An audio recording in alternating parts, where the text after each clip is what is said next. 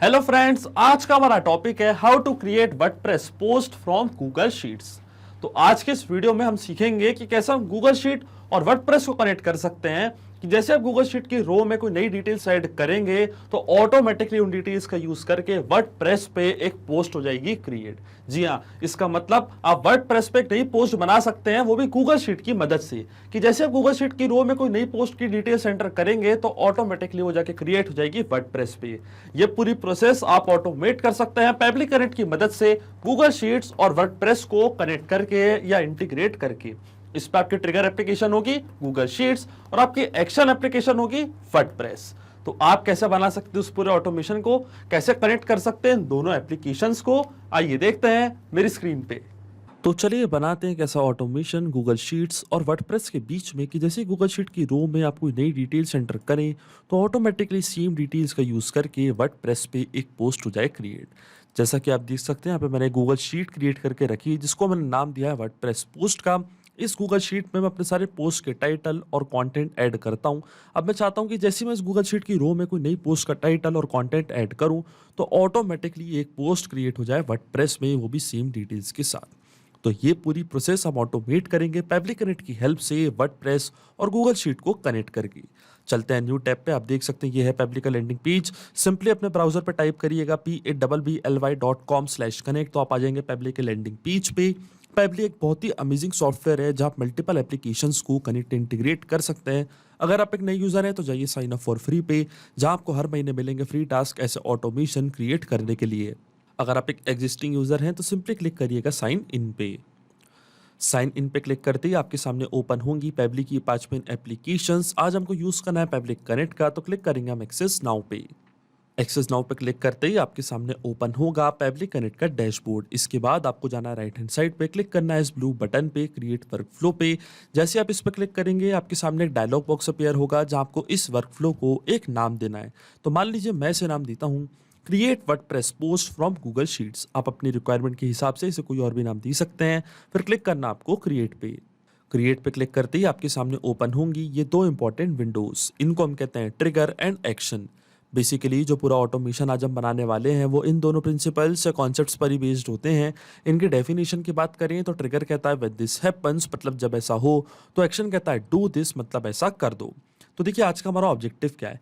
आज का हमारा ऑब्जेक्टिव ये है कि जब भी गूगल शीट की रो में मैं कोई नई डिटेल्स एंटर करता हूँ अपने वर्डप्रेस की पोस्ट के टाइटल एंड कंटेंट, तो मैं चाहता हूँ कि ऑटोमेटिकली एक पोस्ट क्रिएट हो वर्डप्रेस पे। तो हमारा जो ट्रिगर एप्लीकेशन होगा वो होगा गूगल शीट्स और हमारी एक्शन एप्लीकेशन होगी वर्डप्रेस। तो जाऊंगा मैं पेबली कनेक्ट पे, चूज करूंगा अपनी ट्रिगर एप्लीकेशन जो कि है गूगल शीट्स। और हमारी एक्शन एप्लीकेशन क्या होगी, हमारी एक्शन एप्लीकेशन होगी वर्डप्रेस। यहाँ से चूज करूंगा मैं अपनी एक्शन एप्लीकेशन। अब देखिए हमको गूगल शीट और वर्डप्रेस को कुछ इस तरीके से कनेक्ट करना है क्योंकि इन दोनों के बीच में कोई भी डायरेक्ट कनेक्शन नहीं है, इसलिए हम पेबली कनेक्ट का यूज यहाँ पे कर रहे हैं। कि गूगल शीट की रो में, मतलब जो हमारा ट्रिगर इवेंट होगा वो होगा न्यू और अपडेटेड स्प्रेडशीट रो। जैसे गूगल शीट में कोई नई रो ऐड होती है तो हम चाहते हैं कि वर्डप्रेस पे ऑटोमेटिकली एक पोस्ट हो जाए क्रिएट। तो जो हमारा एक्शन इवेंट होगा वो होगा क्रिएट अ पोस्ट। अब देखिए वर्डप्रेस और गूगल शीट दोनों के अकाउंट को हम कनेक्ट करेंगे पेबली कनेक्ट से। इसका मतलब जो भी गूगल शीट में हम डेटा एंटर कर रहे हैं वर्डप्रेस की पोस्ट का, उस गूगल शीट को अब हम कनेक्ट करेंगे पेबली कनेक्ट से।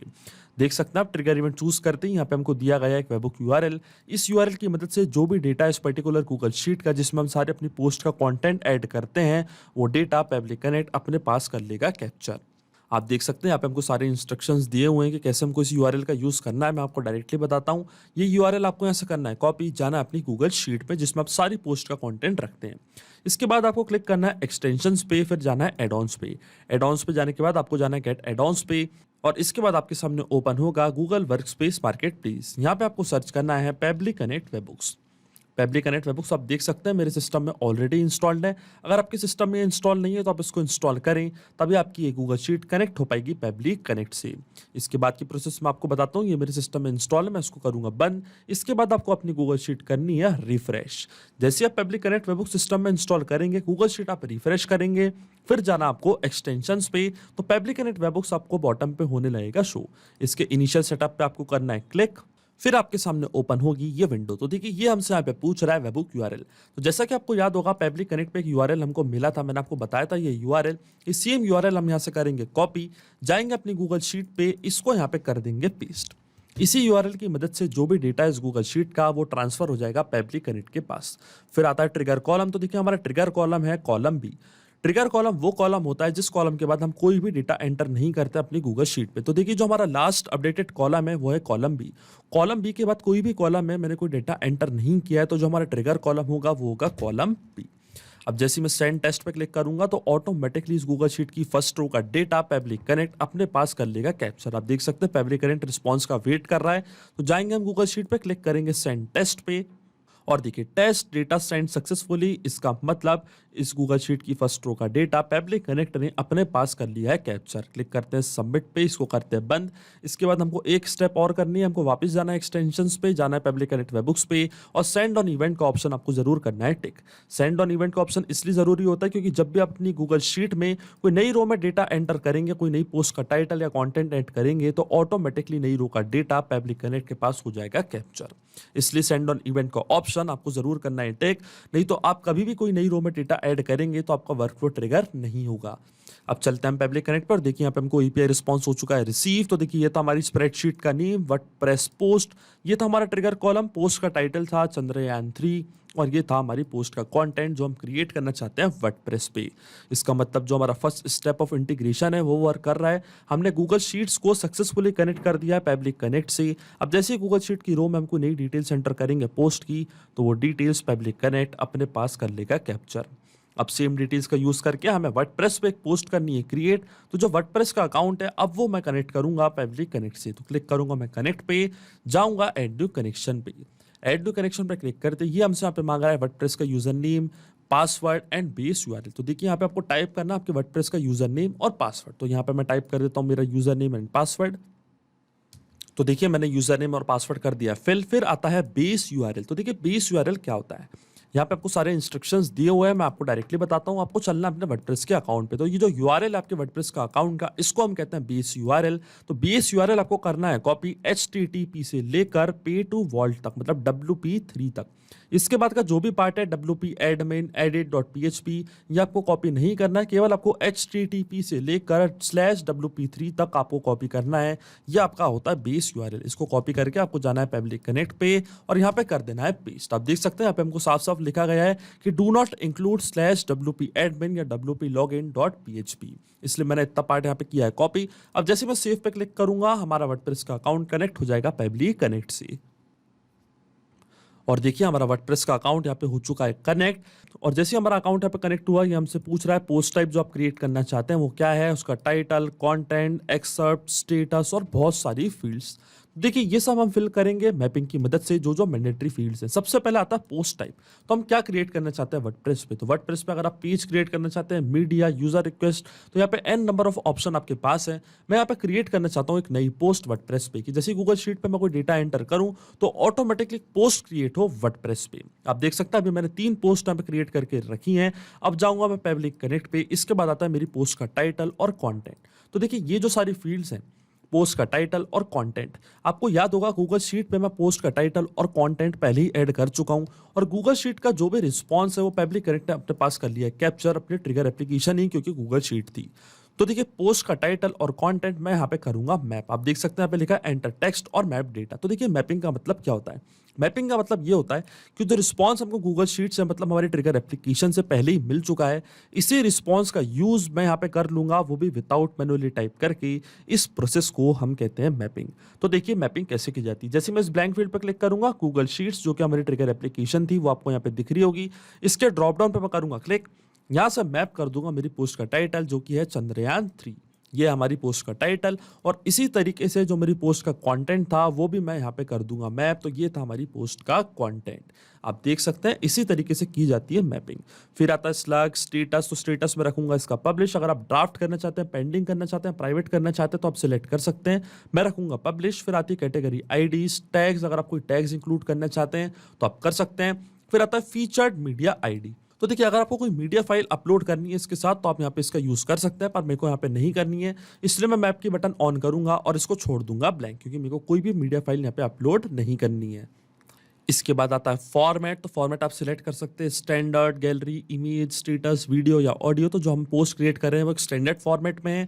फिर आता है कमेंट स्टेटस, अगर आप बंद करना चाहते हैं तो बंद कर सकते हैं। ऑथर, जिसके नाम से पोस्ट आप क्रिएट करना चाहते हैं तो वो रखूंगा मैं एडमिन। फिर आता है पासवर्ड, डेट एंड ये सारी फील्ड्स मैंडेटरी नहीं है, इसलिए मैं इनको छोड़ दूंगा ब्लैंक।